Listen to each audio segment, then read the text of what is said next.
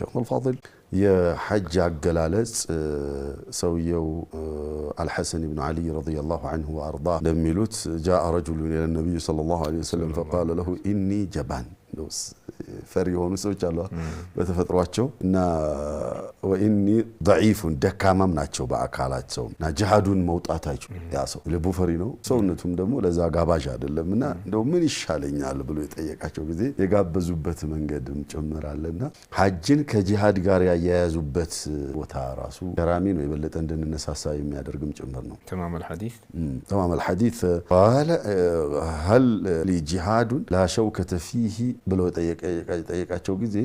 አልሐጅ ብሎ ነው የመለሱለት እንደው ፈሪ የሆነ ስለሆነ ወደካማ ስለሆነ አሁን ይሄን ለማንሳት የፈለኩት ሐጅን ከጂሃድ ጋር ማያያዛቸው እናታችን አይሻም የጠየቋቸው ጊዜ ሰዎች ወንዶቹ ጂሃድ ወጥተው ይለፋሉ ያኒ መስዋዕት ይሆናሉ እኛ ደግሞ ሐጃን ሄደምና ምንድነው ለኩና አፍضل ጂሃድ ሐጅ መብሩር ብለው ያሉት እሱ ላኪን ለኩና ተብሏልና እሷም ጭምር እንደው ከጂሃድ ጋር አያይዘውታል ለሚለው ነው እዚህ ላይ ያው ጂሃድ አቅምን ይፈታተናል ጉልበት ይጠይቃል ጤንነትን ይጠይቃል ኦኔን ይጠይቃል ኦኔ ይጠይቃል ያን ያልተሰጠው ያላህ ባሪያ በጣም አዘነና በሐጅ ላይ አለመሳተፉ ምን ይሻለኛል ሲላቸው ሐጅ እኮ አለህ አሉት ነው ሐጅ ጂሃድ ላይ ላልቻለ ሰው የጂሃድ አማራጭ ሁለተኛ አማራጭ ተደርጓል ማለት ነው አማራጭ ነው አልহামዱሊላህ ሴቶችም እንደዚሁ